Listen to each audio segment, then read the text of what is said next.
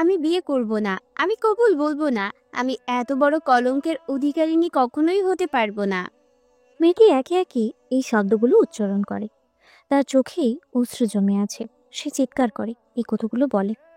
তবে তার এই কথাগুলো শুনে সামনে বসে থাকা লোকটির কিছুই যায় আসে না। লোকটি তখন নির্বিকারভাবে পকেট থেকে ফোন বের করে। একটুও দ্বিধা না করে মেয়েটির সামনে ভিডিও ক্লিপ তুলে ধরে। তারপরে দাঁতে দাঁত চেপে হুমকি সুরে বলে, হ্যাঁ, যদি বিয়ে না করো তবে তোমার ভালোবাসার ছোট ভাইজান আর এই দুনিয়ার আলো দেখতে পারবে না, বুঝলে?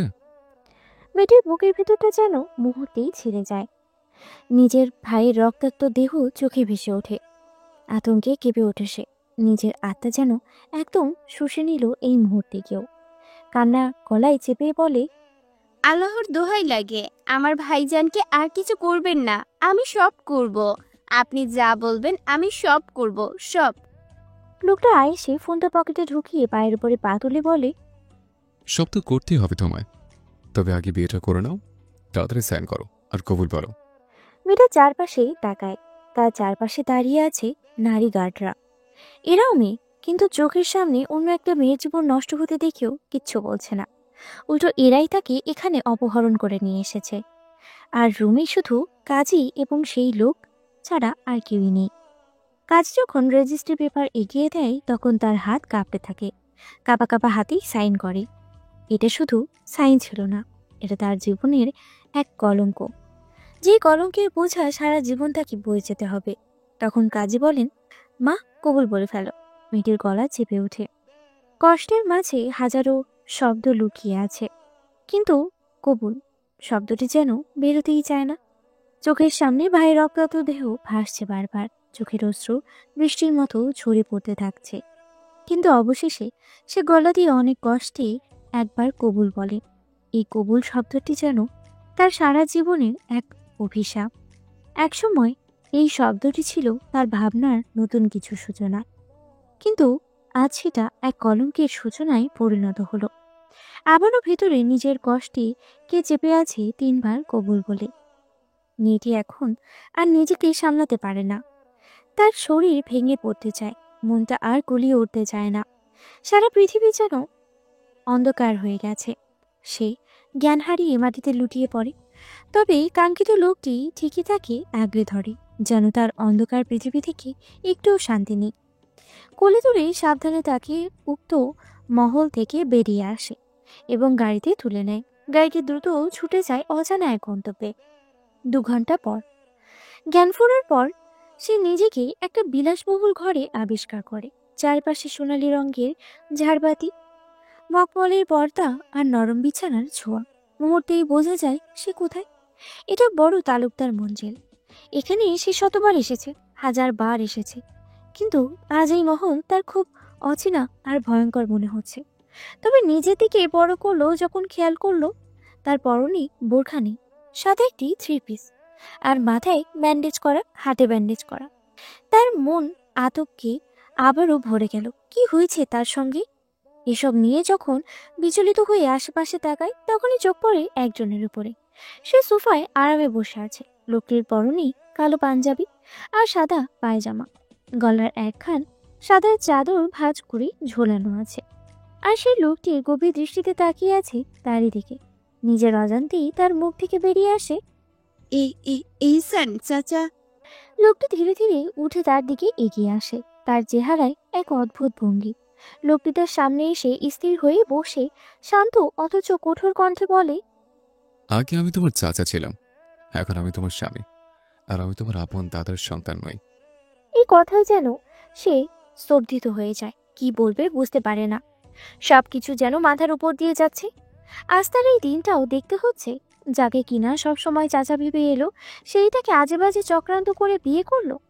আর তার এমন একজনের সাথে বিয়ে হলো যে কিনা বর্তমানে তার আপন পরিবারেরই ঘোর শত্রু। কিছুক্ষণ চুপ থাকার পরে অনেক কষ্টে সে শান্ত কণ্ঠে বলে, আমি কি আপনার কোনো নিকৃষ্ট খেলার অংশ, নাকি আমার বাবা চাচার বিরুদ্ধে প্রতিশোধ নেওয়ার কোনো মাধ্যম? লোকটি দীর্ঘশ্বাস ফেলে বলে, তুমি কোনো খেলার মতো তুচ্ছও নাও, আবার তুমি প্রতিশোধের কোনো উপকরণও নাও।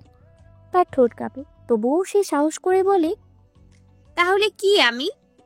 লোকটি এক মুহূর্ত চুপ করে থাকে, তারপরে গম্ভীর দৃষ্টিতে তাকিয়ে বলে, তুমি আমার আত্মার আগুলে। তবে সে এত কিছুর মাঝেও তার ছেলের হাসি দিয়ে বলে, ইয়াল্লাহ, এ কি শুনালেন?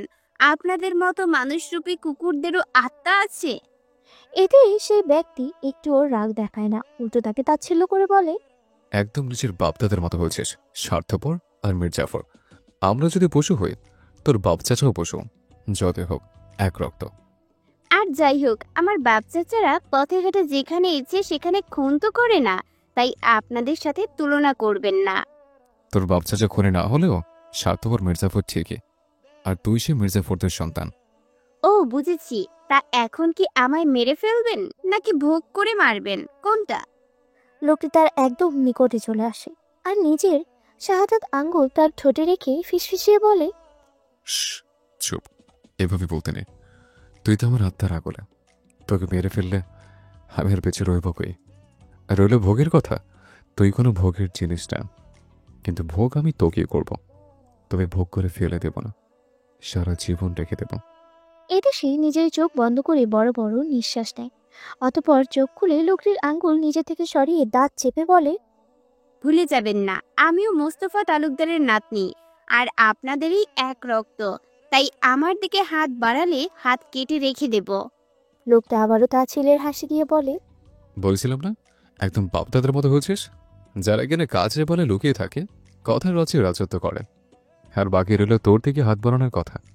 হাত তো অনেক আগের কথা, তোর সাথে সংসার করে 6-7 সন্তানের বাপ হয়ে দেখাবো ইনশাআল্লাহ। সবকিছুর আগে চলুন পরিচয়টা জেনে নেই। এই যে অচেনা রমণী, তার নাম হচ্ছে মাজাবি মেহরুন। তাকে আমরা মেহরুন বলেই ডাকবো। ছোট্ট তালুকদার মঞ্জিরের মধ্যে মধ্যমণি তাদের বাড়ির পরিবেশ এমন যে একে একে বহু বছর ধরে নামটাই যেন রয়েছে ইতিহাস। তার বয়স 19 এবং বর্তমানে মাদ্রাসায় আলেম জামাতে পড়াশোনা করছে। জীবনটা ঠিক মাধুর্যের মতোই, কিন্তু তার মধ্যে এক গম্ভীর শূন্যতা রয়েছে। মা নেই, তবে বাবা আছে। তার বাবা মাঝারুল করিম তালুকদার, এক কথায় একজন সম্মানিত ব্যক্তি, যার পদচারণায় গ্রামে শোনা যায় সম্মান, শ্রদ্ধা আর এক নীরব শক্তি। তবে গ্রামের সবার মধ্যে নয়, মেহেরুন 3 ভাইয়ের মধ্যে সবচেয়ে ছোট, ভাই বোনদের মধ্যে সবচেয়ে ছোট। বড় ভাই মিরাজ তালুকদার একজন ডাক্তার, বর্তমানে দেশের বাইরে, যেখানে জীবনে নানা রহস্য তাকে তার লক্ষ্য পেতে চ্যালেঞ্জ জানাচ্ছে।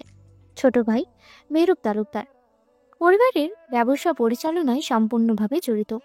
সেই যেন তার বাপদাদার স্বপ্নের উত্তরাধিকার। সব ধরনের ব্যবসার অংশগ্রহণ করে নিজের অবদান রাখছে এ এক অদৃশ্য যুদ্ধে টিকে থাকার লড়াই।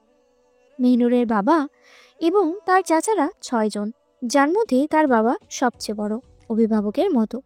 তাদের মধ্যে প্রতিটি ব্যক্তি এক একটা শক্তিশালী ব্যক্তিত্বের অধিকারী। তার চাচাদের মধ্যে তৌফিক আজিজ তালুকদার 2 নম্বর চাচা, যিনি কখনো অন্ধকারে আবার কখনো বা আলোতে, সবসময় এক শক্তিশালী পরিকল্পনার অধিকারী। 2 আবু তাজিম তালুকদার 3 নম্বর চাচা, যার দিকে তাকিয়ে মনে হয় প্রকৃতির রহস্য তার হাতে খেলা করে। 3 সাইফুল ইসলাম তালুকদার 4 নম্বর চাচা, যার চুপচাপ অবস্থান সত্ত্বেও অনেকে তাকে অবাক হওয়ার মতো কিছু বলতে জানে না।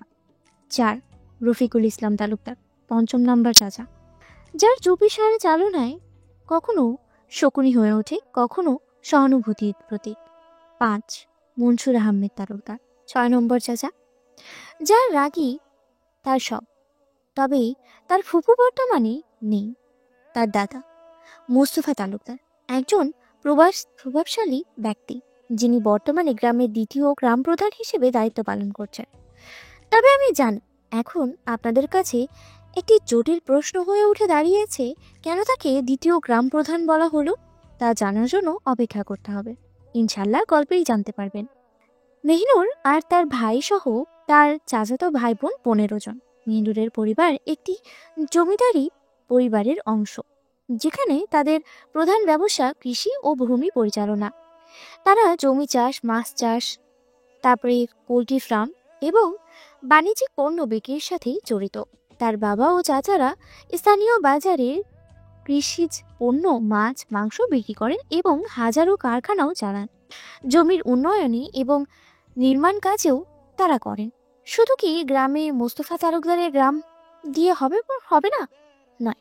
তাই তো তার ছোট দুই ছেলে তাদের বড় ব্যবসায়িক কাজে লাগিয়ে দিয়েছে।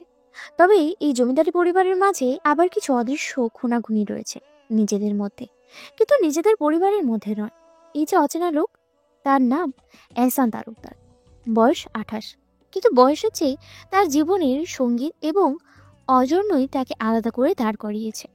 এক হাতে নিজের বিশাল ব্যবসা সামলায়, আর অন্য হাতে বড় তালুকদার মঞ্জিলের সমস্ত কার্যক্রমও পরিচালনা করে। তার মধ্যে এখানে রাজনীতি, ব্যবসা আর ব্যক্তিগত জীবন একসাথেই কেটে গেছে। তবে এখানেই শেষ নয়, তার জীবন এক অদৃশ্য যুদ্ধের মতো। এহসানের বাবা মনিরুল তালুকদার একজন বিশিষ্ট ব্যক্তি, মোস্তফা তালুকদারের বড় ভাই। তিনি গ্রামের প্রধান মাতব্বর, যিনি শুধু গ্রাম প্রধানের দায়িত্বে সীমাবদ্ধ নন, বরং তিনি গ্রামের উন্নয়ন, ন্যায় বিচার এবং সমাজের প্রতিটি সমস্যার সাথেই যুক্ত। একসময় মোস্তফা আর মনিরুল দুই ভাইয়ের পরিবার ছিল এক আনন্দময় পরিবার, কিন্তু কিছু কারণে আজ তাদের সম্পর্ক শুধুই শত্রুতার, বিদ্বেষ আর খুনাখুনির মধ্যে রূপান্তরিত হয়েছে। একসময় স্নেহময় সম্পর্ক এখন এক খণ্ড মৃতদেহের মতো, যার প্রতিটি কোণই ছড়িয়ে পড়ে তাদের জীবনে। এহসান মেহনুনের চাচা সম্পর্কে এহসান, এনাম ও ইমরান 3 ভাই আর 1 বোন।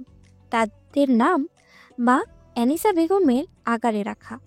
তাদের সবার মধ্যেই সবচেয়ে ছোট এহসান, আর তার ছোট বোন ছিল ঈশা সুলতানা। ঈশা সুলতানা, যে কিনা মেহরুনের সাথে পড়াশোনা করেছে। তার সম্পর্কটা ছিল আরো জটিল। দুই পরিবারের মধ্যে হাজারো বিবাদ থাকলেও তারা গোপনে ভালো বন্ধু ছিল। তবে পরিবারকে ভেতরে ছিল এক কঠিন লুকানো দ্বন্দ্ব। ঈশানের বাবা মনিরুল তালুকদার গ্রামের প্রধান মাতব্বর। গ্রামে তাদের এক শব্দে বিশাল দাপট, কারণ তারা শুধু শক্তিশালী নয়, বরং ব্যবসা ও রাজনৈতিক ক্ষেত্রেও প্রভাবশালী। তাদের পরিবারের ব্যবসা ছিল অনেক বড়, জমি, পাট, চিনি মিল সবই ছিল তাদের মধ্যে। গ্রামের মানুষ তাদের কথা মেনেই চলে, আর তাদের সিদ্ধান্তকেই চ্যালেঞ্জ করতে সাহস পেত না কেউ। সেই শক্তির কারণেই মনিরুল তালুকদারের পরিবারের নাম ছিল সবার মুখে। এই বড় তালুকদার মঞ্জিলের কেউ যদি 10টা খুন করেও বসে গ্রামের মানুষের সামনে, কিন্তু তাও কেউ একটা শব্দ বের করবে না মুখ থেকে। এই ছিল তাদের দাপট। বর্তমান মেহনুর এহসানের এতটা জঘন্য কথা শুনে রাগেই ফুঁসতে যাচ্ছে। তীব্র ক্রোধে সে এহসানের কলার চেপে ধরে দাঁত চেপে বলে, লজ্জা করে না নিজের ভাতিজিকে বিয়ে করতে? লজ্জা লাগে না এমন বেশরম কথা বলতে? একটুও লজ্জা করে না? একটুও করে না? এহসান আবার তার ছেলের হাসি দিয়ে তার অপমানের সুরে বলে, না, লজ্জা করে না। নিজের বউয়ের সাথে বেশরমি কথা বলতে লজ্জা কাপুরুষদের করে, আমার না। আমি তো আর তোর বাপ চাচার মতো কাপুরুষ না, তাই লজ্জা করে না। আর নিজের বউয়ের সাথে যদি বেশরমি কথা না বলি, তবে কি পাড়ার লোকের সাথে বেশরমি কথা বলবো বল? মেনু চিৎকার করে ওঠে, তার চোখে ক্ষোভের আগুন জ্বলছে। আপনি একটা নীচ মানুষ, এতটা নীচ, এতটা নীচ, এতটা নীচ যে নিজের ভাতিজাকে বিয়ে করেছেন, তাও জোর করে। এহসান মেহনুরের থেকে নিজের কলার ছাড়িয়ে নিতে নিতে বলে, আলী রাদিয়াল্লাহু তাআলা আনহু কিন্তু ফাতিমা রাদিয়াল্লাহু তাআলা আনহুর চাচা ছিলেন। এতে মেহনুর এতটাই রেগে যায় তার শরীর কেঁপে ওঠে। সে এহসানের থুতনি নিজের হাত দিয়ে চেপে ধরে, চোখে ক্ষোভের আগুন নিয়ে বলে, খবরদার এতটা নোংরা মুখে আলী রাদিয়াল্লাহু আর ফাতিমা রাদিয়াল্লাহুর মতো পবিত্র মানুষের নাম নিবেন না, মুখ ঝলসে যাবে। এহসান মেহনুরের হাত নিজে থেকে সরিয়ে মেহনুরের হাত চেপে ধরে, দাঁত চেপে বলে, এই এহসান তালুকদারের শরীরে স্পর্শ করা তো দূরের কথা, কেউ একটা লোমও স্পর্শ করার সাহস পায় না আজ অব্দি। কিন্তু তুই এই এহসান তালুকদারের কলার চেপে ধরেছিস, থুতনি চেপে ধরেছিস। শুধু তোর ছোঁয়া আমার জন্য হারাল বলে আজ তোকে ছেড়ে দিলাম, নয়তো।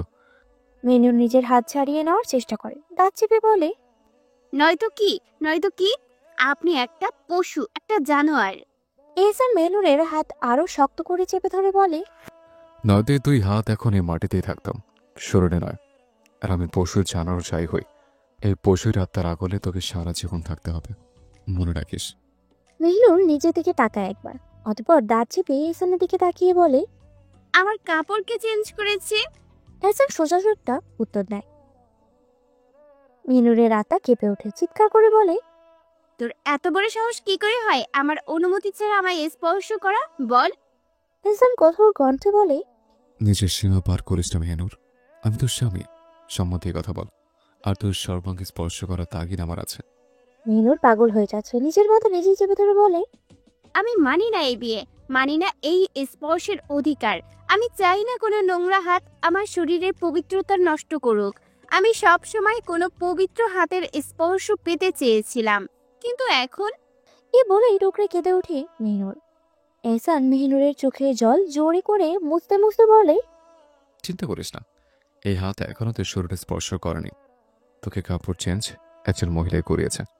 তবে এটা ভাবিস না, এই হাত তোর শরীরে স্পর্শ করবে না। এই নোংরা হাত তোর সর্বাঙ্গী পিছন করবে, দেখিস। মেহনুর এহসানের এমন কথার কোনো প্রতিক্রিয়া দেখায় না, উল্টো আরো তেজি গলায় বলে, আমার বাপ চাচাও কিন্তু কম যায় না। এহসান তালুকদার, আপনি আমায় এভাবে বিয়ে করলেই কি হবে?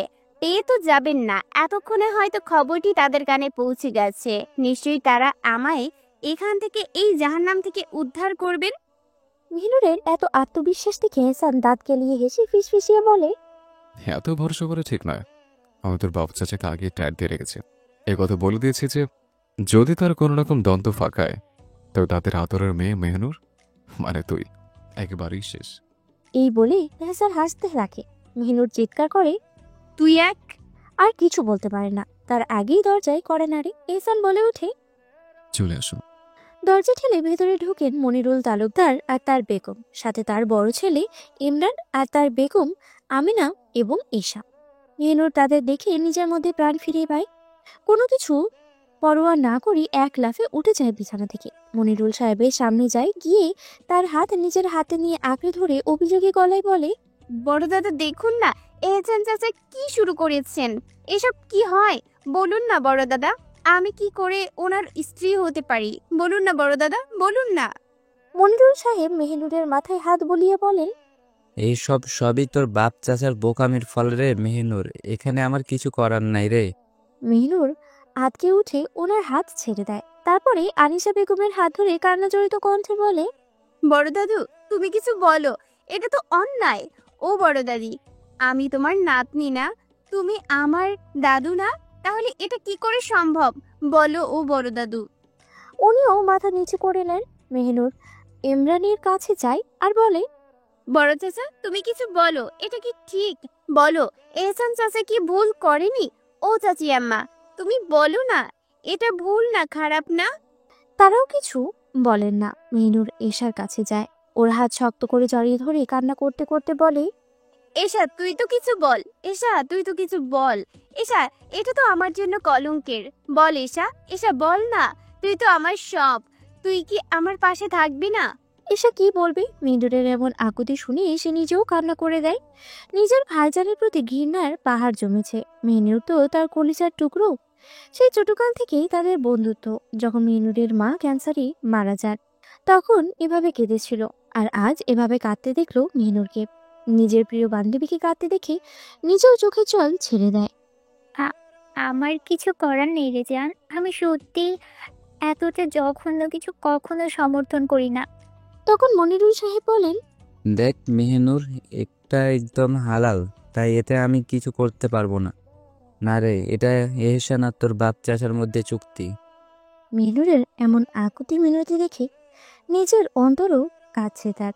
মনিরুল সাহেব যতই নিজের ছোট ভাইকে দেখতে না পারেন, তবে তার নাতি নাতনিদের যথেষ্ট ভালোবাসেন, আর তাদের মধ্যে সবচেয়ে মেহনুরকে। কিন্তু ওনার তো কিছু করার নেই। মেহনুরের বাপদাদাই তো এর জঘন্য চুক্তি করেছে। অবশ্য এই প্রস্তাবটা নিজেই দিয়েছিলেন, এটা মনে করে যে ওরা কখনোই রাজি হবে না মেহনুরকে এহসানের হাতে তুলে দিতে। কিন্তু ওই মানুষগুলো এটাও মেনে নিয়েছে। সবাই কক্ষ ত্যাগ করেন একে একে। মেহনুর এমন উক্তি শুনে পাথর হয়ে দাঁড়িয়ে থাকে। কি করে এমন একটা কাণ্ড করার পরে সবাই এত শান্ত করে থাকতে পারে?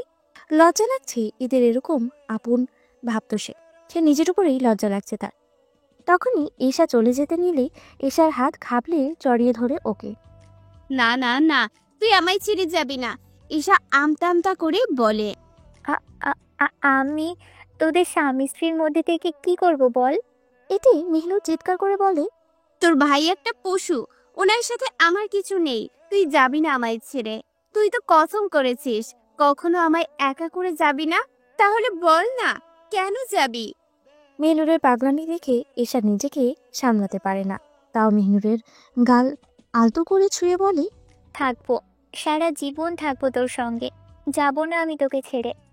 মেহনুর এশাকে বলে, আমার বাড়িতে যেতে দে ঈশা, আমি বাড়ি যাব। আমার ছোট ভাইজানকে তোর ভাই অনেক মেরেছে, আমার ছোট ভাইজানের অনেক কষ্ট হচ্ছে। ঈশা, আমার ভাইজানকে খুব দেখতে ইচ্ছে করছে, ঈশা তুই আমায় নিয়ে যা। তখনই বাজখাই কণ্ঠে এহসান বলে, ব্যাস, অনেক হয়েছে। এসো, তুই তোর কক্ষে যা। মেহনুর এশাকে আরো শক্ত করে ধরে বলে, না না না না, তুই যাবি না। এশা পড়ে যায় বিপদে। কি করবে? একদিকে ভাইজানের আদেশ, আর একদিকে প্রাণপ্রিয় বান্ধবী। এর মধ্যে আবারও এসা চিৎকার করে বলে, এসো, তুই যাবি? এতটা ভয়ঙ্কর চিৎকারে মেহনুর ভয়ে এশাকে ছেড়ে দেয়, কিন্তু এশা যায় না। সাহস নিয়ে এহসানকে বলে, তা তা কি একটু ভাইজান? এহসান তখন অগ্নি দৃষ্টিতে তাকায় এশার দিকে। এশার মনে হয় এখন চলে যাওয়াটাই উত্তম। ভাইজান নিশ্চয়ই পারবে মেহনুরকে সামলাতে, আর স্বামী স্ত্রীর মধ্যে থাকাটা এখন ঠিক নয়। তাই এশা মেহনুরকে ছেড়ে আর গোছেই চলে যায়। মেহনুর পাথর হয়ে দাঁড়িয়ে থাকে। এতটা নিষ্ঠুরতার শিকার হবে কখনো কল্পনা করেনি সে। কানে খট করে শব্দ আসে, তখন ধ্যান ভাঙে মেহনুরের। এহসান দরজা লাগিয়ে তার দিকে এগোচ্ছে, কিন্তু মেহনুর এটা দেখে ঘাবড়ে না গিয়ে উল্টো এহসানের সামনে গিয়ে নিজের দুহাত জোর করে কান্না করতে করতে আকুতি করে বলে, আপনি আমায় দয়া করে তালাক দিয়ে দিন। আপনার স্ত্রী হওয়ার মতো কলঙ্কে কলঙ্কিত হয়ে বাঁচতে পারবো না আমি এই সমাজে, তালাক দিয়ে দিন আমায়। এহসান মেহনুরের হাত নিজের দুই হাত দিয়ে চেপে ধরে বলে, যেদিন থেকে নিয়ত করেছে তোকে বিয়ে করব, সেদিন থেকে তুই আমার সব কলঙ্কে কলঙ্কিত, আর এমন হাজারটা কলঙ্ক নিয়ে তোকে বাঁচতে হবে সারা জীবন। মেহনুর এক ঝটকায় নিজের হাত সরিয়ে নেয় এহসানের থেকে, আর দাঁত চেপে বলে, আপনি একটা অমানুষ। এহসান এইসবে পাত্তা না দিয়ে বলে, চুপচাপ উঁচু করে নামাজ পড়, অনেকক্ষণ আগে সারাজান হয়ে গেছে। এই বলে ক্যাবিনেট থেকে টুপি নিয়ে চাদরখানা মেলে গায়ে জড়িয়ে বেরিয়ে যায় রুম থেকে। উদ্দেশ্য মসজিদে যাওয়া, কিন্তু যাওয়ার সময় বেলকনির দরজা আর রুমের দরজা লক করে যায়। মিনুর কি করবে বুঝতে পারছে না। তার পরিবারের মানুষগুলো হয়তো অস্থির হয়ে গেছে, আর তার ভাইজান এখন কি করছে আল্লাহই ভালো জানেন। তবে সে নিজের মাথায় গেঁথে নেয় এই বাড়ি থেকে বের হতে তাকে হবেই, আর সে নিজের বাড়িতে যাবেই যাবে। কিন্তু সবকিছুর আগে নামাজ পড়াটা জরুরি। তাই রুমের বাথরুমে গেল, উজু করে এসে অনেক খুঁজে খুঁজে নামাজ পেল, সেটা বিছিয়ে নামাজে দাঁড়ালো। যখন নামাজ শেষে মোনাজাত শুরু করলো, কিন্তু ওই যে কথাই আছে না, আমরা যাকে নিজের সবচেয়ে কাছের সবচেয়ে আপন মনে করি, তার কাছে কষ্টের কথা বলতে গেলে মনে হয় যেন কলিজা ফিটে যাবে। তেমনি নিজের রবের কাছে হাত তুলে বুট ডুকরে কেঁদে উঠে মেনুর, আর বলে, হে দয়াময়, আপনি ছাড়া আমার আর কেউ নেই, আপনি আমার সব গুনাহ মাফ করে দিন। মাবুদ, আপনি ছাড়া যে আমার কেউ নেই, আপনি আমার রব, আমি আপনার বান্দা। আপনি তো বলেছেন তোমরা আমাকে ডাকো, আমি তোমাদের ডাকে সাড়া দিব।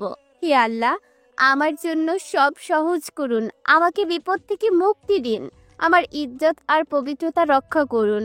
আপনি আমার সব সমস্যার সমাধান করুন, আমাকে শক্তি ও ধৈর্য দিন। মেনুরের চোখ থেকে অঝোর ধারায় জল গড়াতে যাচ্ছে। মোনাজাত শেষ করে শুধু লা ইলাহা ইল্লা আন্তা সুবহানাকা ইন্নী কুনতু মিনাজ জালিমিন দোয়া একধারে পড়েই যাচ্ছে।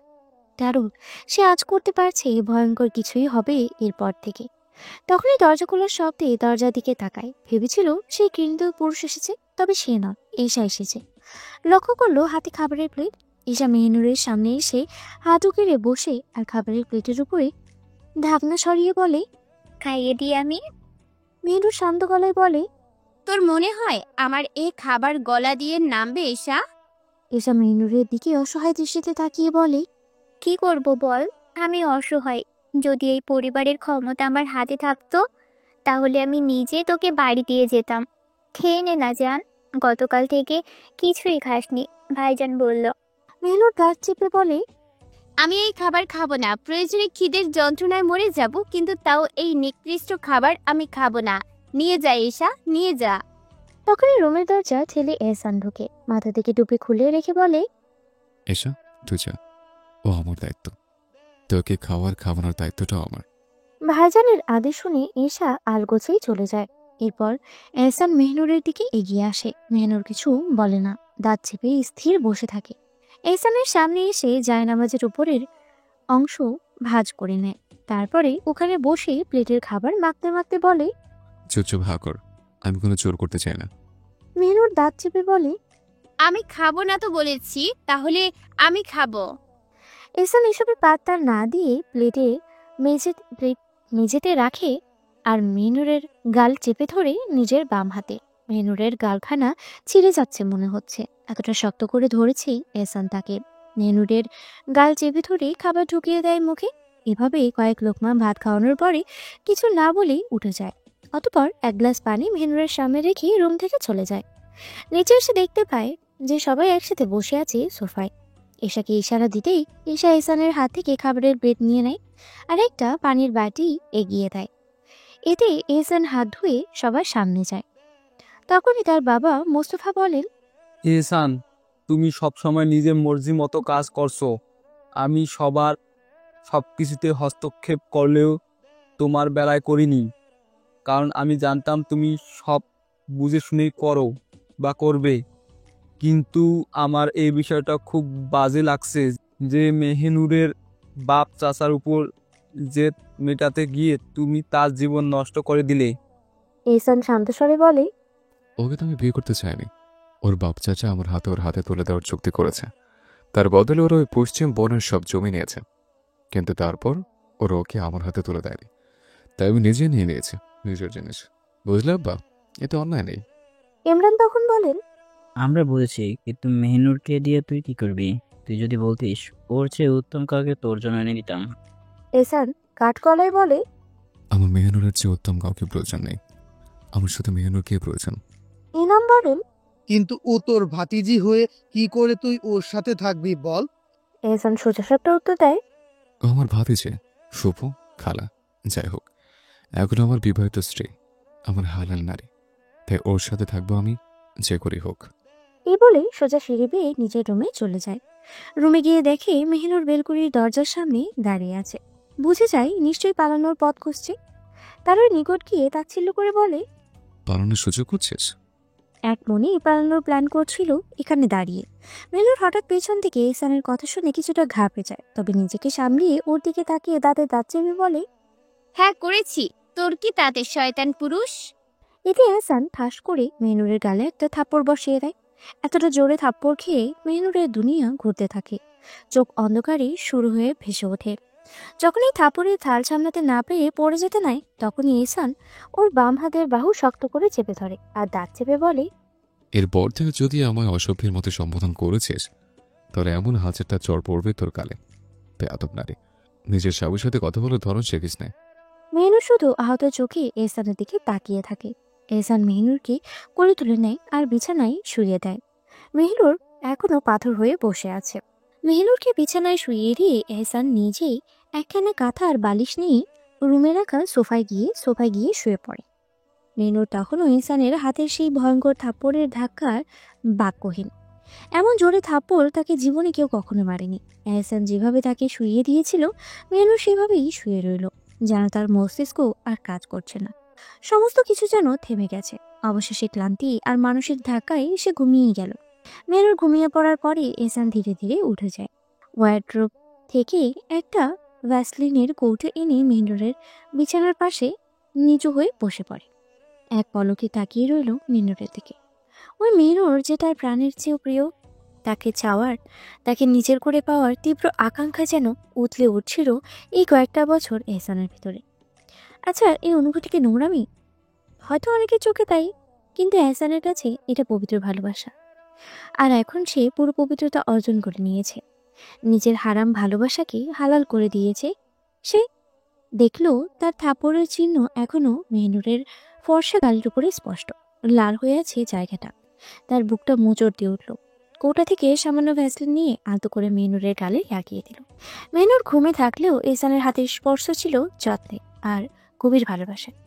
সে হাসল, স্নিগ্ধ, অযথ অপরাধ বোধে ভারাক্রান্ত সেই হাসি।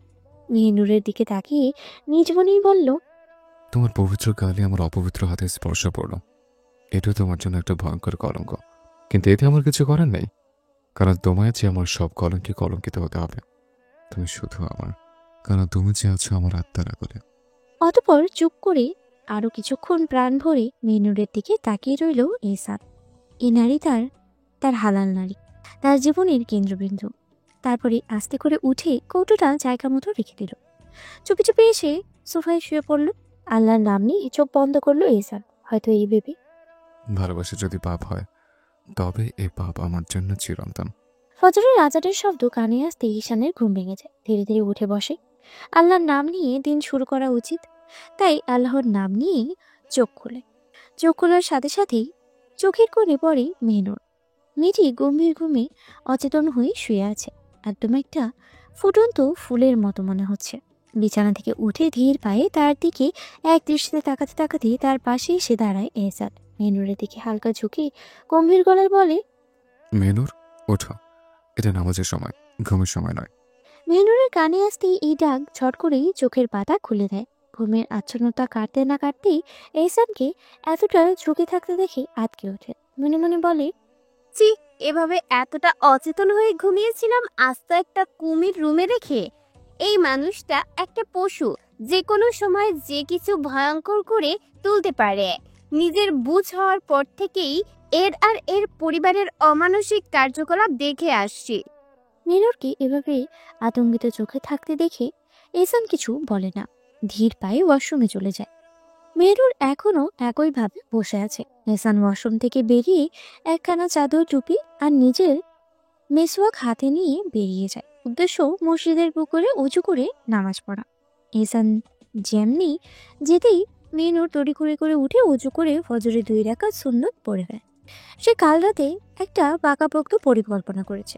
এই সময়ই সে পালাবে, কারণ এবারের সবাই মানে দারোয়ান সহ সব পুরুষ মসজিদে নামাজে থাকে, আর মহিলারা সবাই কাজের বুয়া সহ নিজ নিজ ঘরে নামাজে থাকবে। তাই এই সুযোগেই সে নিজ বাড়ি যাবে। এখান থেকে বেশি দূরে নয় তাদের ছোট্ট তালুকদার মঞ্জিল। মেহনুর তার মাথা থেকে পা পর্যন্ত এহসানের একখানা কালো চাদরে ঢেকে নেয়। মুখ থেকে নিঃশব্দে ঘর থেকে বেরিয়ে যায়। কিন্তু কথায় আছে না, যেখানে বাঘের ভয় সেখানে সন্ধ্যা হয়। ওই একটু এগোতেই পেছন থেকে কেউ ওর কাঁধে হাত রাখে। মেহনুর থমকে যায়। অসাড় হয়ে যাচ্ছে ভয়ে ওর শরীর। মনে হচ্ছে হয়তো আজ শেষ। আস্তে আস্তে ঘাড় ঘুরিয়ে পেছনে তাকায়। তখনই মনে প্রশান্তি আসে। এটা এসা বুঝে যায় মেহনুর পালাতে যাচ্ছে। এসা মেহনুরকে বাধা না দিয়ে উল্টো বলে, তুই তাড়াতাড়ি যা, ভাইজান বা কেউ নেই, এটাই সুযোগ। মেহনুর ভরসা পেয়ে ওকে আলতো করে জড়িয়ে ধরে পা টিপে টিপে সিঁড়ি পেয়ে নিচে নেমে যায়। আশেপাশে তাকায়, কেউ নেই, আর সদর দরজা খোলা ছিল, তাই তাড়াতাড়ি বেরিয়ে যায়। ধীরে ধীরে গেটও বেরিয়ে যায়। একটু এগোতেই মেহনুরের পা থমকে যায়। অদৃশ্য যেন মেহনুরের পিছু ছাড়ে না। গেট পার হতে না হতেই কুয়াশার ভেতরে এহসানকে দেখতে পায়। সে নিজ মনে কোরআনের আয়াত পড়তে পড়তে এগিয়ে আসছে, কিন্তু এখনো মেহনুরকে এহসান লক্ষ্য করেনি। মেহনুর নিজেকে কোনো রকমের সামনে আলগোছে এহসানের পাশ কাটিয়ে দ্রুত হাঁটতে থাকে। এহসান এতে কিছু বুঝতে পারে না। পরক্ষণে মনে আসে, কি গেল, কে তাকে দেখেও সালাম দিল না। কারণ গ্রামের বেশিরভাগ মানুষই তাদের পরিবারের কাউকে দেখলেই সালাম দেয়, ভালো মন্দ জিজ্ঞেস করে। তাই লোকটিকে দেখার জন্য পিছন তাকাতেই তার চোখ চাদরে সোনারের লেস নজরে আসতে বুঝতে পারলো এটি তার নিজেরই, কারণ এমন চাদর সে ছাড়া গ্রামের কেউ ব্যবহার করে না। আর অন্য গ্রাম থেকে এদিকে দিয়ে আসার কোনো রাস্তাও নেই। এই জন্যই কুয়াশার ফাঁকে তার চোখে আসলো মেহনুরের খালি পা। সব বুঝতে পেরে একটু দেরি না করে এহসান দৌড়ে পিছু নিল। মেহনুর তো এখন ধীরেই যাচ্ছে, কারণ দৌড়ে গেলে আর যদি এহসানের বাড়ি কেউ নামাজ থেকে আসার সময় দেখে নেয় তো আবারও কি সেই জাহান্নামে যেতে হবে। তাই সে পেছনে না তাকিয়ে ধীরে ধীরে যাচ্ছে। এই জন্য এহসানকে দেখতে পেল না মেহনুর। হঠাৎ এহসান ওকে ডাক দেয়, মেনুর। এতে আপনার আপনি মেহনুরের পা থেমে যায়। প্রথমে মনে হয় মনের ভুল, কিন্তু মনের ভুল হবে না। তাই নিজেই নিশ্চিন্ত হতে ঘাড় ঘুরিয়ে পেছনে তাকিয়ে ওর অন্তরাত্মা কেঁপে ওঠে এহসানকে দেখে। এবার আর কোনো দিকে না তাকিয়ে আপন প্রাণ বাঁচাতে দেয় তো। কিন্তু কপাল খারাপ হলে যা হয়, এহসান সহজে ওকে জাপটে ধরে নেয়। এবার মেহনুর চিৎকার করে বলে ওঠে। ছাড়ুন আমায়, ছাড়ুন বলছি, যেতে দিন, আমি যাব। এহসানের রাগে মগজ টকবক করে। এই এত বড় একটা ঘটনায় সবচেয়ে বেশি এটা ভেবে মাথা নষ্ট হয়ে যাচ্ছে, যদি তার নিজের জায়গায় কোনো হারাম পুরুষ ঘটনাক্রমে মেহনুরের মুখ দেখে নিত তাহলে কি হতো। তাই ওকে এক ঝটকায় করে তুলে নেয়। মেহনুর নিজেকে ছাড়ানোর জন্য এহসানের পাঞ্জাবির কলার চেপে ধরে। নিজের শরীরে যত শক্তি ছিল তা দিয়ে এহসানের কাঁধে দাঁত বসিয়ে দেয়, কিন্তু এতেও এহসানের হাতের বাঁধন একটুও নড়ে না, বরং আরো শক্ত করে ওকে ধরে নেয় মেহনুরকে। রাগে এহসানের শরীর কাঁপছে, জ্বলছে শরীর। মেহনুর নিজেকে ছাড়ানোর জন্য এত কিছু করছে, কিন্তু আফসোস, সব চেষ্টাই ব্যর্থ। এহসান মেহনুরকে গেটের ভিতরে নিয়ে ঢোকে। বাড়িতে না গিয়ে বড় পুকুর পাড়ে চলে আসে, তার চেপে কিরমির করে বলে। এবার দেখো কেমন লাগে অতিরিক্ত বাড়লে। এই বলেই পুকুরের কয়েক সিঁড়ি নেমে যায়। মেহনুর কি হতে যাচ্ছে বুঝতে পেরে চিৎকার করে বলে। না না, এমন করবেন না, আমি সাঁতার ভুলে গেছি। ভয়ে এহসানের পাঞ্জাবির বুকের অংশ খাবলে ধরে, তবে এতেও কোনো কাজ হয় না। এহসান দুম করে ওকে পুকুরের মাঝখানে ঠান্ডা পানিতে ফেলে দেয়। এহসান মনে করেছিল মেহনুর মিথ্যে বলছে, কারণ গ্রামের মেয়ে হয়ে কিভাবে সাঁতার জানবে না, ঠিকই পুকুর থেকে উঠে যাবে। কিন্তু সে তো আর জানতো না সত্যি তার প্রাণপ্রিয় নারী সাঁতার ভুলে গেছে। এদিকেই মেহনুর হাত পা ছোটাছুটি করছে, কিন্তু কিছুই করতে পারছে না। বারবার পানি খাচ্ছে, আর কিছু করতে না পেরে দম থাকতে কালেমা পড়ে নেয়। বুঝে নেয় এটাই হয়তো শেষ, আর কিছুক্ষণের মধ্যেই হয়তো আজরাইল এসে এই দেহ থেকে প্রাণখানা ছিনিয়ে নেবে। তাই তলিয়ে যেতে থাকে। মেহনুরকে হাত পা ছোড়াছড়ি করতে না দেখে কলিজাটা মুচড়ে ওঠে এহসানের। চোখে ভেসে ওঠে তার প্রাণপ্রিয় নারীর পানিতে তলিয়ে যাওয়া দৃশ্য। নিজের চাদর রেখে এক লাফে পুকুরে ছাদ দেয়। অতঃপর সে অতি যত্নে প্রাণপ্রিয় নারীর অচেতন দেহখানা তুলে নিয়ে আসে পানি থেকে। কলিজা ফেটে যাচ্ছে এমন অবস্থায় মেহনুরকে দেখে। মেহনুরের পরনের সাদা ড্রেস, পাজামা ভিজে ওর ফর্সা শরীরের সাথে লেগে গেছে। এতেও শরীরের অবয়ব এহসানের চোখের সামনে স্পষ্ট, কিন্তু সে চায় না এই মুহূর্তে নিজের অপবিত্র চোখ দিয়ে তার পবিত্র নারীর শরীর পরখ করতে। তাই তো ভেজা শরীরখানা নিজের চাদর দিয়ে সম্পূর্ণ ঢেকে নেয়। তাড়াতাড়ি বাড়ির ভিতরে ঢুকে, তবে কেউ তাদের দেখতে পায়নি, তড়িঘড়ি করে রুমে নিয়ে রুমের মেঝেতে মেহনুরকে শুইয়ে দেয়। অতপর সে দ্রুত কাজ শুরু করলো। প্রথমে তার নাক মুখ পরিষ্কার করলো, যেন কোনো ময়লা বা পানি আটকে না থাকে। তারপরে দুই হাতে বুকের মাঝখানে চাপ দিতে লাগলো। 1 2 3। এহসান নিজের মনেই গুনছিল। 30 বার চাপ দেওয়ার পরে মেহনুরের মুখে মুখ লাগিয়ে 2 বার শ্বাস দিল। মেহনুরের শরীর একটু নড়ল। এহসান আবার শুরু করলো। বুক চাপা আর শ্বাস দেওয়ার প্রক্রিয়া অবিরাম চলতেই গেল। একসময় মেহনুর কাশতে শুরু করলো, গলা দিয়ে পানি আর কফ বেরিয়ে এলো। শান্ত হও। এহসান ফিসফিস করে বলল। মেহনুর আবারও নিজের জ্ঞান হারায়। এহসান মেহনুরকে রেখে তাড়াতাড়ি ঈশার রুমে যায়। গিয়ে দেখতে পেল ঈশা নিজ রুমে পায়চারি করছে। ঈশা হতবাক হয়ে যায় এমন অবস্থায় তার ছোট ভাইকে দেখে। কিছু বলার জন্য মুখ খুলতে যাবে, তখন এহসান এসে বলে ওঠে। তাদের আয়েশা, এটা 3 পিস নিয়ে আমার রুমে। এসে কিছু বলতে যাবে আবারও। এহসান তাড়া দিয়ে বলে। তাদের আয়েশা। এসব একটু তাড়াতাড়ি ক্যাবিনেট খুলে সামনে একটা কালো রঙের 3 পিস নিয়ে এহসানের পিছু পিছু তার রুমে যায়। গিয়ে মেহনুরের নিথর দেহখানা মেঝেতে পড়ে থাকতে দেখে কলিজা মুচড়ে ওঠে তার। এহসানের দিকে তাকিয়ে কাঁপা কাঁপা গলায় বলে ওঠে। ভাইজান, কি করেছেন আপনি? ওর এমন অবস্থা হলো কি করে? এহসান দাঁত চেপে বলে ওঠে। চুপচাপ ওর কাপড় চেঞ্জ করে দে। আর ওকে তুই পালাতে সাহায্য করেছিস, তাই না? এখন তো মনে হচ্ছে তোকে ওর মতো পুকুরে ফেলে ডুবিয়ে মারি। এসা চুপসে যায়। এহসান এই কথা বলেই বেরিয়ে যায়। এসা মেহনুরকে কাপড় চেঞ্জ করে বেরিয়ে আসে। এহসান বলে ওঠে। এসা, এতে যেন কেউ না জানে। এসা মাথা নাড়িয়ে চলে যায়। মেহনুরকে এসে আলতো করে বিছানায় শুয়ে দেয়। অতপর নিজের কাপড় বদলে নেয়। বিছানার কাছে এসে দেখে মেহনুরের ভেজা চুল, বালিশ সহ বিছানার চাদরও ভিজে গেছে। তাই নিজের গা মোছার টাওয়াল দিয়েই মেহনুরের মাথার আশেপাশে পাশে বসে অতপর আউল গুছিয়ে আলতো আলতো হাতে মেহনুরের চুলগুলো মুছে দিতে থাকে। মেহনুরের চুলগুলো খুব বেশি ঘন আর লম্বা, তাই এহসানের টাওয়াল সম্পূর্ণ ভিজে যায়। এহসান এই টাওয়াল রেখে অন্য একখানা নিয়ে এসে মেহনুরের চুল ভালোভাবে মুছে দেয়। এদিকে ঈশা রান্নাঘরে গিয়ে হাউমাউ করে কেঁদে ওঠে। এতে ওর মা, বড় ভাবি, ছোট মেজো ভাবি সবাই ভরকে যান। হঠাৎ এমন অস্বাভাবিকভাবে কাঁদছে কেন এসব? অ্যানিসা বেগম নিজের সামনে এসে বলে। কি রে, কি হয়েছে? এভাবে কাঁদছিস কেন? ঈশান নিজের কান্না থামিয়ে বলে, আম্মা, আম্মা। এই বলে একটু থেমে আবারও বলে, আম্মা আম্মা, ছোট ভাই যে মেহরুনকে পুকুরে ফেলে দিয়েছে, এখনো জ্ঞান হারিয়ে পড়ে আছে। আম্মা, তুমি কিছু করো। ঈশার মুখে এমন কথা শুনে সবাই স্তব্ধ হয়ে যান। এনিসা বেগম আর ইমরানি বেগম, আমেনা, এনাবের বেগম, আয়েশা আর এশা সবাই এক প্রকারে ছুটে যায় এহসানের কক্ষের দিকে। গিয়ে দরজায় কড়া নাড়ে। এহসান এসে দরজা খুলে দিতেই হুড়ঘুড় করে সবাই কক্ষে প্রবেশ করে। আনিসা বেগম গিয়ে অচেতন মেহনুরের পাশে বসে। মেহনুরের এমন অবস্থা দেখে আনিসা বেগম রেগে ছেলের দিকে তাকিয়ে বলেন, বিয়ে করেছিস বলে মাথা খেয়ে নিয়েছিস তাই না? এখন যা ইচ্ছে তাই করবি তুই? মেরে ফেলবি পরের মেয়ে। কি করে পারলি এমন অবস্থা করতে ওর? এহসান মায়ের দিকে শান্ত দৃষ্টিতে তাকিয়ে বলে, ও পরের মেয়ে আগে ছিল, এখনো আমার আপন অর্ধাঙ্গিনী। আর রইলে এমন অবস্থার কথা, এটার জন্য সে নিজেই দায়ী। পালাতে যাচ্ছিল ফাঁকি দিয়ে। আর তোমরা কোথায় ছিলে শুনে? আস্ত একটা মানুষ এত বড় মহল থেকে বেরিয়ে গেল, আর তোমরা খবরও পেলে না? নাকি ইচ্ছে করে ওকে পালাতে দিয়েছ? কোনটা শুনে? এ বলে বেরিয়ে যায় নেয়। ফিরে ঘাড় ঘুরিয়ে বলে ওঠে, অসভ্য বেয়াদবের জ্ঞান ফেরাও, আর কিছু খাওয়াও, আমি আসছি। এ বলে বেরিয়ে আসে নিজ কক্ষ থেকে। নিচে এসে দেখে সোফায় ওর বাবা বসে আছেন আর মেজো ভাই এনাম। তাদের নিকট গিয়ে বসে এহসান বলে, আব্বা, এখন আপনি আমার ছোট ভাইয়ের ফোন দেবেন। মোস্তফা সাহেব শান্ত কণ্ঠে বলেন। কেন?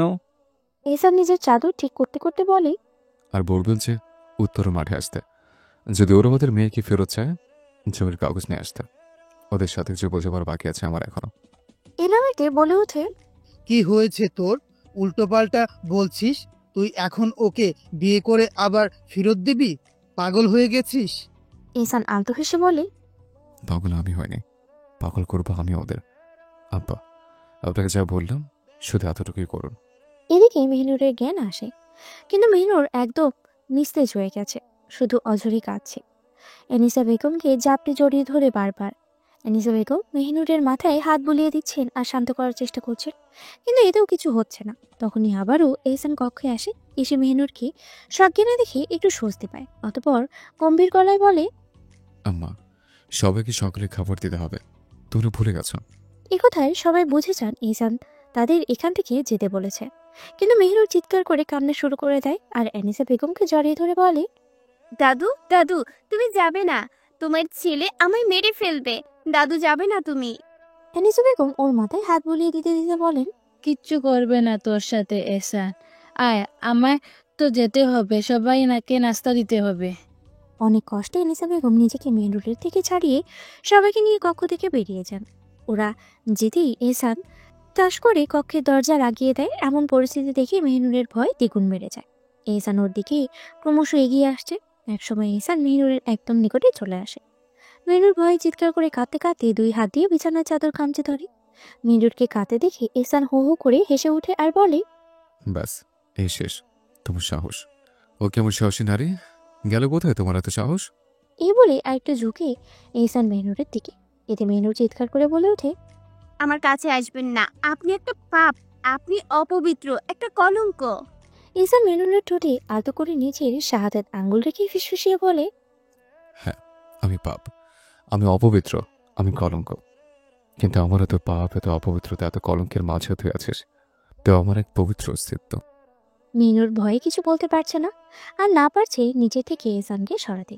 এহসান নিজেই মেহনুরের থেকে হাত সরিয়ে নেয় আর হুমকি সরে বলে, এরপরে এমন কিছু করেছিস তুই, আমি আল্লাহর কসম কি বলছে, তোর অস্তিত্ব এই দুনিয়া থেকে ছেড়ে ফেলবো। মেহনুর নিজের কান্নার ঠোঁট কামড়ে থামানোর চেষ্টা করে বলে, কেন তুলে আনলেন আমায়? ওভাবে ছেড়ে দিতেন, মরে যেতাম এতক্ষণে। এহসান মেহনুরের সামনে বসে। ওর গাল বেয়ে অঝর ধারায় যে চোখের জল ঝরছে তা মুছতে মুছতে বলে, তোকে তো সহজে মরতে দেয় কি করে? তোকে যে আমার দহনের তেলে তেলে পুরো মরতে হবে সারা জীবন। মেহনুর ঠোঁট ভেঙে কেঁদে উঠে বলে, আমায় স্পর্শ করবেন না, আপনার স্পর্শ যে আমার জন্য এক ভয়ঙ্কর কলঙ্ক। আল্লাহর হস্তে আমায় মাফ করবেন, আমার পবিত্রতা নষ্ট করবেন না। এহসান মেহনুরের গাল আলতো করে ধরে বলে, আমার অপবিত্রতা শুধু তোমার শরীর নয়, স্পর্শ করবে তোমার অন্তর। এই কলঙ্কের ছোঁয় তোমার পবিত্রতাকে করবে কলঙ্কিত। মেহনুর স্তব্ধ হয়ে যায়।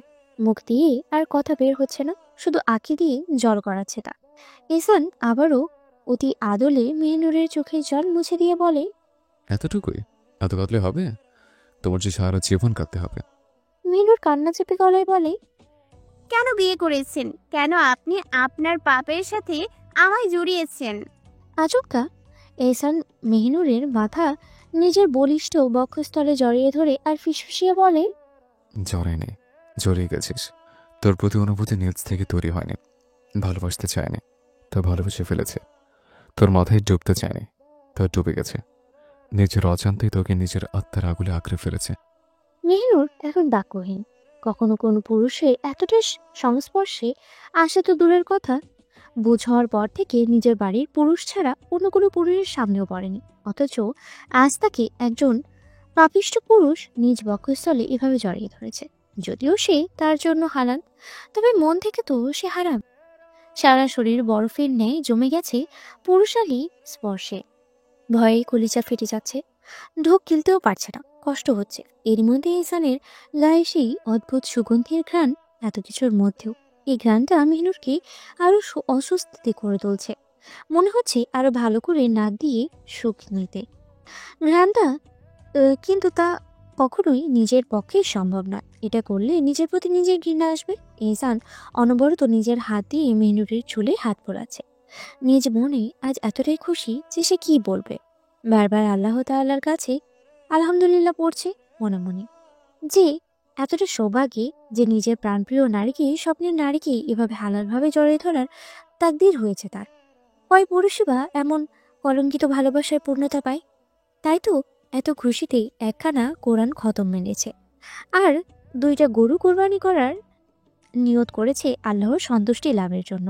টানা 5 মিনিট মেহনুরকে নিজের বক্ষস্থলে লেপ্টে রাখার পরে এহসান মেহনুরের 2 হাতের বাহু আলতো করে ধরে নিজের বক্ষস্থল থেকে আলাদা করে। মেহনুর যদি পারত তাহলে ছিটকে দূরে সরে যেত, কিন্তু তা যে সম্ভব নয়। এহসান তার বাহু ঠিকই জড়িয়ে ধরে আছে।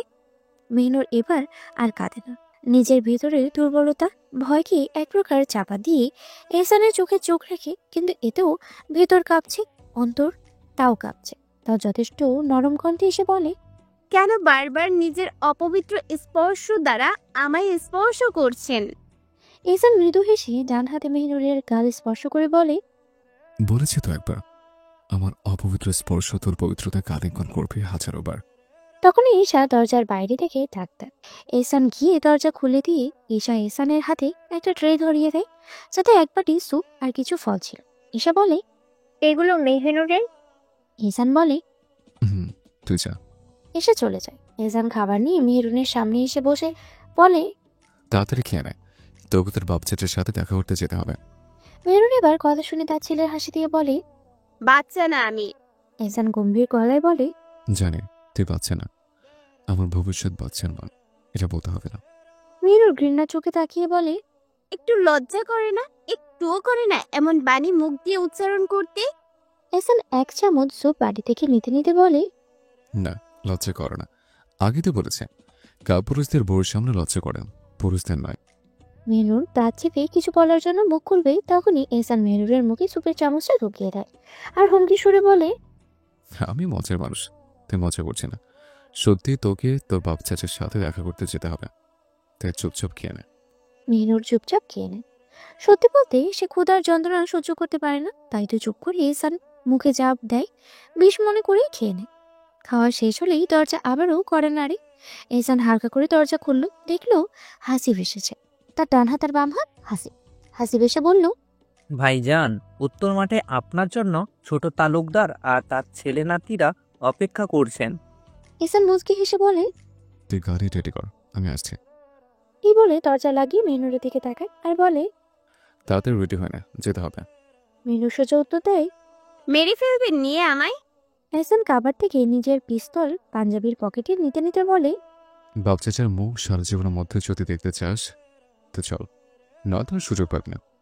এই বলেই ক্যাবিনেট থেকে একটা প্যাকেট ছুঁড়ে মারে মেহনুরের দিকে আর বলে, তাড়াতাড়ি বোরখা পরে তৈরি হয় না। মেহনুর ধীরে ধীরে উঠে দাঁড়ায়, অতঃপর বোরখা পরে নেয়। হিজাব নিকাব এক প্রকার নিজেকে সম্পূর্ণ ঢেকে নেয়, মাথা থেকে পা অবধি। এহসান মেহনুরের হাত ধরে বেরিয়ে যায় কক্ষ থেকে, আর মেহনুর কলিজা বারবার ফেটে পড়ছে। এই মনে হচ্ছে যে মুক্তি হবে, আবার এই মনে হচ্ছে তো কখনোই সম্ভব না। এহসান নিচে এসে তার মাকে ডাক দেয়। আম্মা, আম্মা। এনিসা বেগম তাড়াতাড়ি রান্নাঘর থেকে বেরিয়ে আসে। তিনি জানেন যে এখন তার ছেলে উত্তর মাঠে যাচ্ছে, তাই এহসানকে কিছু বলার সুযোগ না দিয়েই বলেন, যা তো বাবা, যাও, তবে মাথায় রেখো কোনো মায়ের বুক যেন খালি না হয়। এহসান উত্তর দেয়। ইনশাল্লাহ, আশা করি এমন কিছু হবে না। এই বলেই মা আর বাবাকে সালাম দিয়ে সদর দরজা পার করে। গেট অতিক্রম করতে মেহিনুরের চোখ তাক লেগে যায়। এক সারিতে পুরো 10টা গাড়ি। এহসান মাঝখানে একটা গাড়িতেই ওকে নিয়ে প্রবেশ করে। অতঃপর গন্তব্য হয় উত্তরের মাঠ। এই মাঠ শুধু মাঠ না, একটা যুদ্ধক্ষেত্র। এই মাঠের মাটিতে যে কত রক্ত খেয়েছে, কত মানুষের মাংস নিজের বুকে চেপে রেখেছে তাও জানা। এই মাঠে যে কত রক্তের ইতিহাসের সাক্ষী তা আল্লাহ তাআলাই ভালো জানেন। তাই তো মেহিনুরের কলিজা বেরিয়ে আসার উপক্রম। 10 মিনিট পরে উত্তরের বিশাল মাঠে গাড়িগুলো থামে একসাথে। সামনের গাড়ি থেকে কালো পোশাক পরা 20 জনের মতো গার্ড বের হয়। অতঃপর পিছনের গাড়িগুলো থেকে এজনের লোকেরা, যারা সাধারণ পোশাক পরা, তবে এক একজন শিকারীর চেয়ে ভয়ঙ্কর। তারপরে এহসানের গাড়ির দরজা খুলে দেয় হাসিব। কোনো রকমে তাড়াহুড়ো না করে এহসান গাড়ি থেকে নিচের 2 পা মাটিতে রাখে। অতঃপর গলায় ঝুলে থাকা চাদরটা কাঁধে ফেলে। মেহনুরের দিকে হাত বাড়ায়। ভয়ে মেহনুরের সারা শরীর অসাড় হয়ে গেছে, হাত কাঁপছে এই কলঙ্কিত হাতে হাত রাখতে। তবে উপায় নেই তার, তাই এহসানের হাতে হাত রাখে। এহসান তাকে গাড়ি থেকে নামায়। গাড়ি থেকে নেমে মেহনুরের চোখ পড়ে কিছুটা দূরে নিজের আপনজনদের দিকে। কিছুটা দূরে ওর বাবা আর 6 চাচা সহ আর একজন অচেনা পুরুষ দাঁড়িয়ে আছেন। তাদের পেছনেও অনেক লোকজন রয়েছেন।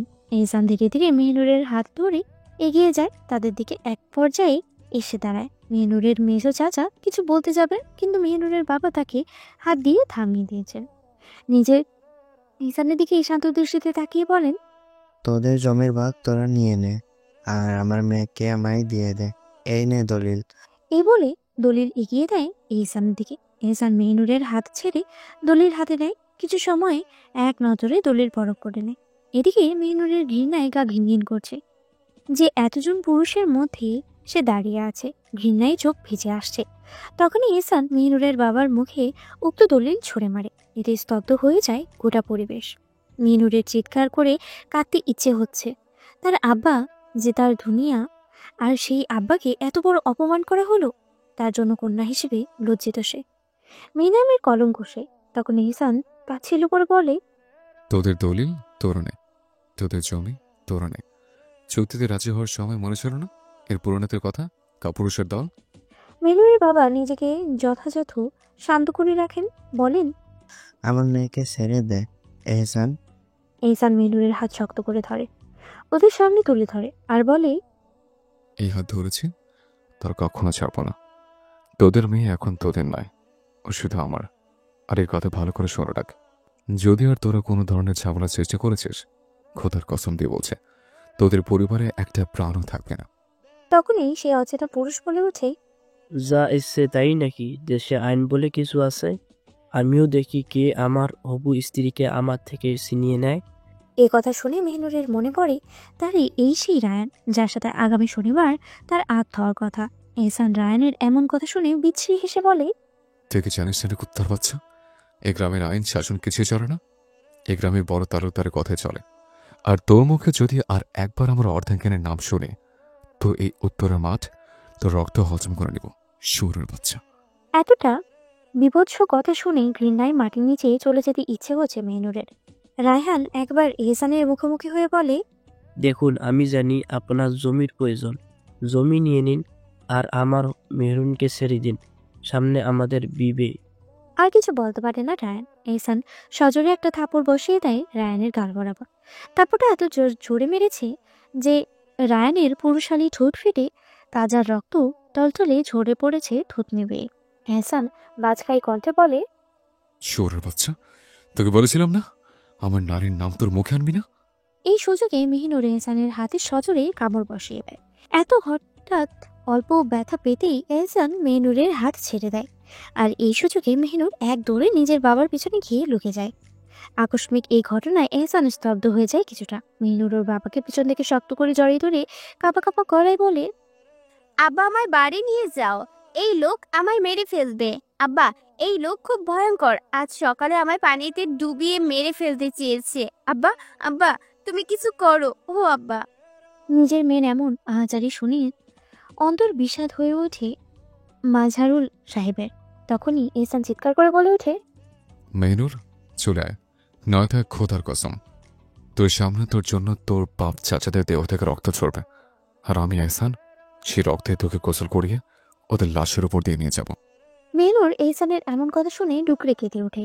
সে পা বাড়ায় যাওয়ার জন্য, কিন্তু তার ছোট চাচা ওর হাত শক্ত করে ধরে বলে, আমিও দেখি তুই কি করে আমাদের লাশের উপর দিয়ে আমার ভাতিজাকে নিয়ে যাস।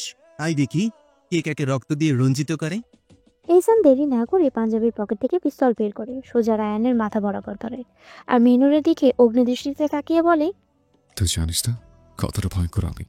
আবার বলছে, যদি রক্তে গোসল করতে না চাস তাহলে চুপচাপ চলে আয়।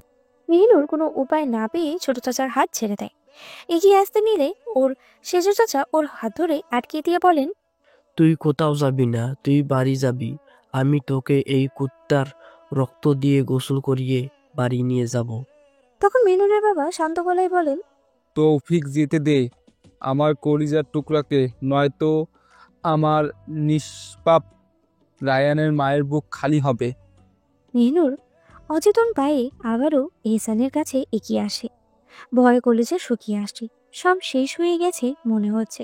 এহসান জাপটে নিজের বক্ষস্থলে চেপে ধরে মেহনুরকে, আর হুমকির স্বরে বলে, এরপর থেকে তোরা ভুলে যাবি তোদের মেহনুর বলে কোনো মেয়ে আছে।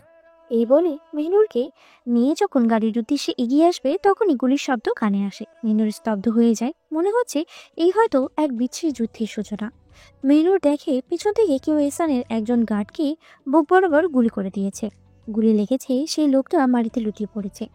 মুহূর্তে এহসান নিজের পিস্তল বের করে পিছনে ঘুরে যায়, উদ্দেশ্য যে গুলি করেছে তাকে উড়িয়ে দেওয়া। তবে গার্ডদের আদেশ দেয় না কিছু করার জন্য, কারণ এখানে তার প্রাণপ্রিয় নারী উপস্থিত, তার কিছু হয়ে যেতে পারে। এহসান মেহনুরের ছোট চাচার দিকে পিস্তল তাক করে ট্রিগার তাক চাপতে যাবে। মেহনুর পরিস্থিতি আঁচ করতে পেরে সোজা এহসানের পা জড়িয়ে ধরে। এতে এহসান বিপাকে পড়ে যায়। মেহনুর কাঁদতে কাঁদতে বলে, আল্লাহর দোহাই লাগে, আমার চাচাকে মারবেন না, দয়া করে ছেড়ে দিন। আমি কসম খেয়ে বলছি সারা জীবন আপনার দাসী হয়ে থাকবো, কখনো পালাবো না। এর বিনিময়ে ভিক্ষা দিন। আমার চাচার জীবন, আমার চাচাতো ভাই বোনগুলো এতিম হয়ে যাবে, ছেড়ে দিন। এ বলে আবারও ডুকরে কেঁদে ওঠে মেহনুর। মেহনুরের আর্তনাদ এহসানকে কিছুটা শান্ত করে। এহসান পিস্তল রেখে মেহনুরকে দাঁড় করে আর ওদের দিকে তাকিয়ে বলে, তোরা বেঁচে গেলি শুধু আমার বেগমের জন্য, নয়তো এখানে আমি নিজে তোদের সবকটার কলিজা টেনে বের করে আনতাম। এদিকে মেহনুরের সারা দুনিয়া ঘুরতে লাগলো। এমনিতেই পুকুরে পড়ার জন্য শরীর অসুস্থ, এর মধ্যে মানসিক এত চাপ। মেহনুর নিস্তেজ হয়ে এহসানের বক্ষস্থলে ঢলে পড়ে। এহসান অতি আদলে মেহনুরের নিজস্ব দেহখানা কোলে ধরে নেয়, গাড়িতে প্রবেশ করে। অতঃপর এক এক করে সব গাড়ি নিজ গন্তব্যে ফেরত যায়। ওরা চলে যেতে মেহনুরের বাবা হাউমাউ করে কেঁদে মাটিতে লুটিয়ে পড়েন, আর নিজের বুকে দুই হাত দিয়ে চাপড়াতে চাপড়াতে বলেন, আমি আমার মেয়েকে শেষ করে দিয়েছি। আমি যদি ওদের চুক্তিতে রাজি না হতাম তাহলে আজ আমার আম্মা জান এত কষ্ট পেত। ওই কুত্তার বাচ্চা, ও মানুষটা আমারে হয়তো তিলে তিলে মেরে দিবে। কি হবে বেঁচে থেকে? আমার প্রাণ তো ওই কুত্তার বাচ্চা নিয়ে গেছে। আল্লাহ, তুমি আমায় মৃত্যু দান করো ও মাবুদ। আমি বেঁচে থেকে কি করব? ইয়া রব, তুমি আমার সব পাপের শাস্তি এভাবে দিও না ও মাবুদ। তুমি আমার ফুলের মতো মেয়েকে রক্ষা করো মাবুদ। তুমি আমায় ধ্বংস করে দাও, তাও আমার মেয়েকে মুক্তি দিয়ে দাও। নিজের বড় ভাইয়ের এমন আহাজারি দেখে বাকি ভাইদেরও কলিজা ফেটে যাচ্ছে, তবে কিছুই করার নেই। তারা ভালো করেই জানেন ইহসান কি পরিমাণের ভয়ঙ্কর। এক কথায় আস্ত একটা নরপশু। এই ইহসান তালুকদারটাই এমন। মেহরুরকে বাড়ি নিয়ে আসার পরে অনেক চেষ্টা করেও তার জ্ঞান ফেরানো সম্ভব হয়নি ইহসানের পক্ষে। তাই ইহসান তাদের পারিবারিক মহিলা ডাক্তারকে ফোন করে নিয়ে আসে। ডাক্তার এসে মেহরুরকে পরীক্ষা নিরীক্ষা করে ইহসানকে জানান, মেহেরুনের অতিরিক্ত ভয় এবং হিজিটেশনের কারণে বারবার জ্ঞান হারাচ্ছে। তবে চিন্তার কিছু নেই, কিছু মেডিসিন নিলে সব ঠিক হয়ে যাবে। ডাক্তার চলে যাওয়ার পরে ইহসান মেহনুরের পাশে বসেই রইল। তার চাউনি যেন আটকে গেছে মেহনুরের মুখের উপরে। এই মুহূর্তে এক মুহূর্তের জন্য চোখ সরাতে পারছে না সে। মেনুরের মুখের প্রশান্তি, তার চুলের এলোমেলো বুনন, এমনকি অচেতন অবস্থায়ও তার সৌন্দর্য ইহসানের হৃদয়ে সখ্যের সুর তুলছে। কিন্তু সেই সুরে এক ধরনের টানাপোড়াও রয়েছে। ইহসান গম্ভীরভাবে তাকিয়ে ভাবে, আচ্ছা, যদি ওর কপালে একবার চুমু খাই, পাপ হবে কি? নিজের প্রশ্নের উত্তর যেন নিজেই খুঁজে পায়। মনে ভেসে ওঠে মেহনুরের করা কথাগুলো। আপনার স্পর্শ আমার জন্য যে এক ভয়ঙ্কর কলঙ্ক। আবার মনে পড়ে মেহনুর তো তার হালাল নারী, তাহলে কি সত্যিই পাপ হবে? নিজেকে শান্ত করতে চেষ্টা করে, কিন্তু তার অন্তরে আরেকটা প্রশ্ন যেন বিদ্রোহ করে বসে। আমি তো নিজেই পাপ, তাহলে শখে নারীকে ছুঁয়ে সে পাপের ভার বাড়লে ক্ষতি কি? এদিকে ছোট তালুকদার বাড়ির প্রত্যেকটি সদস্যের মন আজ 2 দিন ধরে বিষাদে ভরে গেছে। ছোট তালুকদারের মঞ্জিল মনে হচ্ছে প্রাণহীন, কোনো কেন হবে না। এই মহলের প্রাণ ছিল মেহনুর, যে এই মহলে আর নেই। দাদু দাদা চাচা চাচিরা, চাচাতো ভাই বোনেরা, আর রইল বড় ভাই মেয়েরাজের কথা। সে তো কাঁদতেই ভাসিয়ে দিচ্ছে দুনিয়া, আর বারবার ফোন দিচ্ছে আর একটাই কথা জানতে চাচ্ছে, তার কলিজার টুকরোটাকে বাড়ি ফেরানো হয়েছে কিনা। আর ছোট ভাই মেহেরু, যে কিনা গুরুতর অসুস্থ। এহসানের লোকজন খুব বাজেভাবে বেড়েছে ওকে, কিন্তু এসবে পাত্তা দিচ্ছে না। সে যে কতবার যেতে চেয়েছিল বড় তালুকদার বাড়িতে তার হিসাব নেই, কিন্তু বাড়ির মহিলারা তাকে বরাবরই অনেক কষ্টেই বুঝিয়েছে। নিজ ঘরে বসে নিজের বোনের জন্য চিৎকার করে কাঁদছে, কারণ সে জানে এহসান তার বোনকে তিলে তিলে শেষ করে দেবে। এই এহসান তালুকদার মানুষ নয়, এক ভয়ঙ্কর শিকারী, যার নজর যেটাই পড়ে সেটা ছিনিয়ে নেয়। যদি সে জানতো এহসানের লক্ষ্য তার বোন ছিল, তাহলে সে মেহনুরকে এই গ্রামেই রাখত না। আজ সবাই ওতে আগ্রহ ও উচ্ছ্বাস নিয়ে সদর দরজায় দাঁড়িয়ে আছে, মনে করেছেন হয়তো মেহনুরকে ফিরিয়ে এনেছেন এহসানকে জায়গা ফিরিয়ে দিয়ে। কিন্তু তাদের আশা ভুল ধারণা। যেভাবে গিয়েছিলেন ঠিক সেভাবেই তারা সব পুরুষরা বাড়িতে ফিরে আসে। এটা দেখে এনিফা বেগম, মানে মেহনুরের দাদু, তাড়াতাড়ি তার ছেলেদের সামনে গিয়ে দাঁড়ান আর প্রশ্ন করেন, আব্বা, আমার মেহানুর কই? ওকে তো আনোনি, কই আমার সোনার টুকরো? মেহনুরের বাবা ডুকরে কেঁদে ওঠেন মায়ের এমন প্রশ্নে। নিজের বড় ছেলেকে এভাবে কাঁদতে দেখে এনিফা বেগম হুঁশ উড়ে যায়। উনি কিছুই বুঝে উঠতে পারেন না, তাই চিৎকার করে নিজের ছেলেকে বলেন, কি হয়েছে আব্বা, এমন ভাবে কাঁদিস কেন? আর আমার নাতনি কোথায়? তখন তৌফিক সাহেব বললেন, আম্মু, ওই কুত্তার বাচ্চা এহসান ওকে নিয়ে গেছে, আমাদের আম্মাজানকে নিয়ে গেছে।